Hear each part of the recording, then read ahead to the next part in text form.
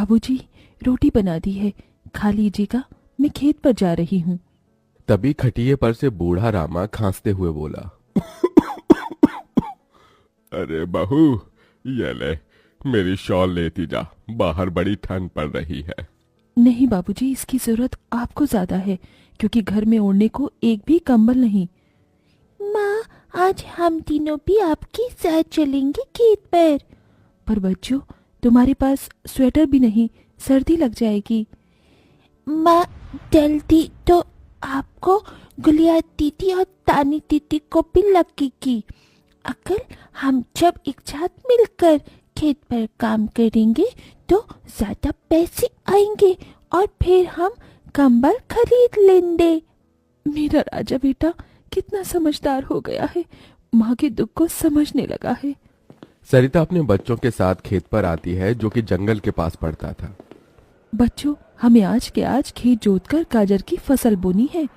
सरिता की चारों बेटियां और राजा भी कड़ी मेहनत से बंजर खेत को जोतते हैं और फिर सब मिलकर खेती करते हैं। दिन बीतते हैं। एक रोज जब सरिता घर आती है तो वो अपने पति को घर में जुआ खेलते देखती है। अरे बिरजू, भूख लगी है। ये ले दारू, 2 घूंट मार ले। अरे खाली दारू, इसके साथ कुछ चखना मिल जाता तो मजा आ जाता। अरे देख बिरजू, तेरी लुगाई आ गई। बिरजू को घर में जुआ खेलते देखकर सरिता बौखला कर बोली, अजी, तुमको शर्म नहीं आती? घर में जुआ खेलते और दारूबाजी करते। तो फिर बोली, अरे जानती नहीं, पति परमेश्वर होता है और पत्नी की जगह पति के पैरों में होती है। चल जल्दी से मेरे लिए अंडा ऑमलेट बना और गरम रोटी भी। तुम्हें अब मुफ्त का खिलाने को राशन नहीं मेरे पास। 6 बच्चे हो गए हैं, जानती भी हो इन सब का पेट कितनी मुश्किल से पाल रही हूँ मैं। तुम्हें तो जिम्मेदारी से मतलब ही नहीं। घर में बूढ़ा बीमार पिता है, तुम तो कमाने गए थे ना, फिर क्या हुआ?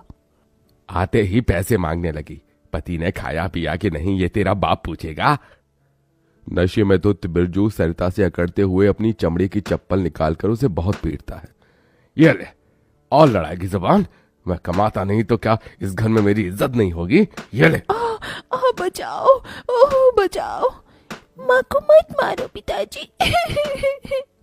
तभी लड़खड़ाते हुए बिछौने से उठकर बूढ़ा रामा कहता है, अरे निकम्मे, छोड़ दे बहू को, निकल जा इस घर से तू, और फिर कभी शक्ल मत दिखाना।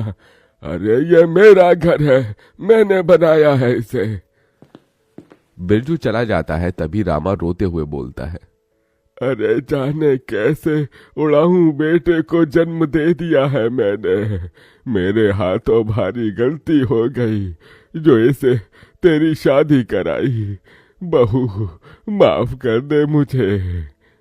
पर उस 5 बेटियों की गरीब माँ का दुख इतना ही नहीं था कि एकदम से जोरदार तूफान उठा और झोपड़ी की छत हवा के झोंके से उखड़ कर गिर गई। हे भगवान, इतना भयंकर तूफान! तानी, गुड़िया, अंजू, तुम तीनों सोनी, राजा और मुनिया को लेके बाहर निकलो, मैं दादाजी को लेकर आती हूँ। उठिए बाबूजी। नहीं बहू, तू जा, मेरा समय आ गया है। तुझे उन 5 बच्चियों की सौगंध, तेरे बाद उन्हें देखने वाला कोई नहीं। जा बहू, जा। सरिता के बाहर निकलते ही पूरी झोपड़ी गिर जाती है। सरिता छाती पीट पीट कर रोने लगती है। बाबूजी। अरे कैसा निर्दयी है रे तू ऊपर वाले। क्या मिला आखिर, क्या मिला तुझे मेरा घर उजाड़ कर? तू खुद तो अपने घर में सो रहा है और मेरी 5 बेटियों को बेघर कर दिया। जवाब दे, तू बोलता क्यों नहीं?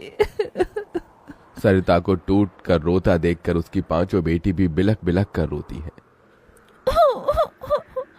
चुप हो जाओ माँ, रो मत। माँ, मुझे जल्दी ठंड लगती है। हे भगवान, इतनी बर्फ गिर रही है, मुझे इस ठंड से अपने बच्चों को बचाना होगा। सरिता सबका दरवाजा खटखटाती है, मगर कोई भी मुसीबत में उसकी मदद नहीं करता। हार कर वो अपने जंगल वाले गाजर के खेत में आ जाती है और सब रात भर ठंड से कांपते ठिठुरते हुए बीतती है। माँ, बहुत भूख लगी है। हाँ माँ, मुझे भी भूख लगी है। तभी सरिता की सबसे बड़ी बेटी तानी खेत में देखती है जहाँ लाल लाल गाजर उगे थे। देखो माँ, हमारे खेत में तो गाजर तैयार हो गए हैं। फिर तानी अपने सभी भाई बहनों को गाजर तोड़ कर देती है। ये लो मेरी बहनों, गाजर खा लो। अपनी बेटियों को ठंड में ऐसे देख उस गरीब माँ का मन अपार दुख से भर जाता है। अपनी इस गरीब लाचार माँ को माफ कर देना बच्चों, तुम्हें ये ठंड भोगना पड़ रहा है। तभी एकदम से दिन का माहौल रात सा हो जाता है और तेजी से बर्फ गिरने लगती है।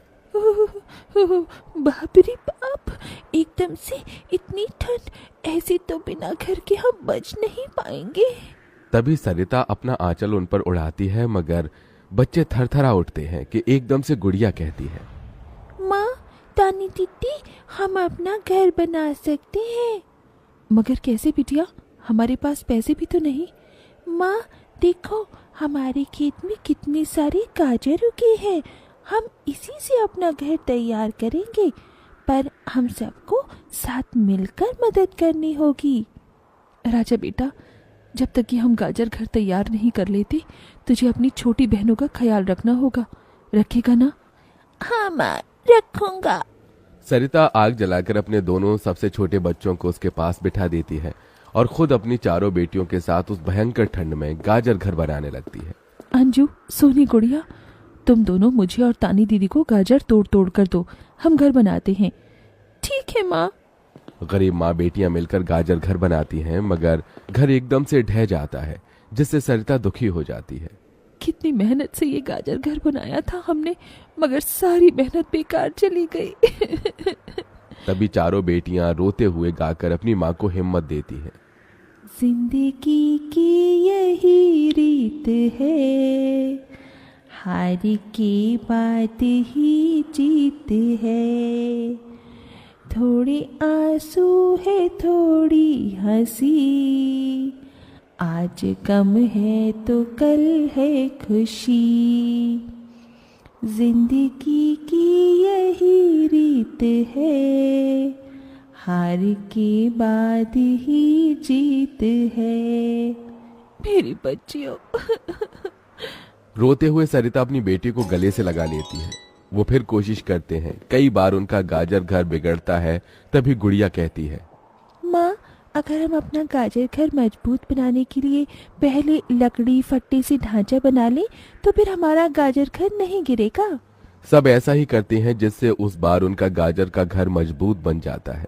सरिता अपनी पांचों बेटियों और बेटे के साथ घर के अंदर आती है। तब जाकर उनके शरीर को गर्माहट महसूस होती है। अरे वाह माँ, दीदी, आप सबने कितना सुंदर गाजर घर बनाया है, और ये कितना गर्म भी है। तभी सरिता अपने बेटे बेटियों का मुंह देखती है। सबकी आंखों में भूख थी। मैं जानती हूँ तुम सबको भूख लगी है ना, अपनी माँ को एक दिन दे दो, मैं कल काम ढूंढ लूंगी। ठीक है, आज हम ये गाजर खाकर सो लेंगे।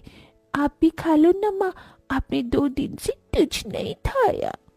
सोनी अपने नन्हे हाथों से अपनी गरीब माँ को गाजर खिलाती है। अगले दिन सरिता ठंड में इधर से उधर काम ढूंढने भटकती रहती है, मगर कोई उसे काम नहीं देता।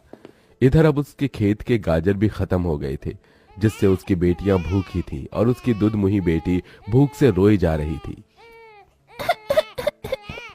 माँ, मुन्ना को भूख लगी है, उसे खाना चाहिए। छोटे बच्चे खाना नहीं खाते राजा, इसे दूध पीना है। हे बसुरी बजैया, एक माँ की ममता की इतनी भी परीक्षा मत लो कि वो अपने बच्चे को दूध भी ना पिला सके। तभी सरिता को द्वार पर एक गाय के रंभाने की आवाज सुनाई दी। माँ, लगता है बाहर गाय आई है। सरिता अपनी बेटियों के साथ बाहर आकर देखती है तो गाय के थन से दूध की धारा बहे जा रही थी। इस गाय के थन में कितना दूध गिर रहा है। सरिता गाय का गर्म दूध अपनी बेटी को पिलाती है। तभी गाय उसके खेत में जाकर गोबर कर देती है, जिससे एकदम से जादू होता है और खेत लाल चमकदार गाजर से भर जाता है। माँ, ये तो कोई जादुई गाय लगती है। देखो, हमारे खेत में कितने गाजर उगाए। हाँ गुड़िया, मैं जादुई गाय हूँ। मुझे वरदान प्राप्त है, जिस भी बंजर खेत में मैं गोबर करूंगी वो फसल से भर जाएगी। मैं इससे पहले भी तुम्हारे खेत में आई थी। इसका मतलब गौ माता, आपकी वजह से उस वक्त भी मुझ गरीब के बंजर खेत में गाजर उगी थी। आपका कोटि कोटि धन्यवाद गौ माता। माँ, तुम काम ढूंढ रही थी ना, अब मैं ढूंढना। तुम तो कितना अच्छा गाजर का हलवा बनाती हो, और गाय के दूध से खोया, घी, दूध सब बनता है। तुम हलवा बनाकर बेचो। सरिता उस गाय के दूध से घी खोया तैयार कर लेती है और गाजर का हलवा बनाकर बेचने लगती है, जो कि लोगों को खाने में स्वादिष्ट लगता है। उसकी अच्छी कमाई होती है, जिससे उसकी आर्थिक स्थिति ठीक हो जाती है और वो गाय उसके गाजर घर के बाहर बंधी खेत के गाजर और घर दोनों की पहरेदारी दिया करती।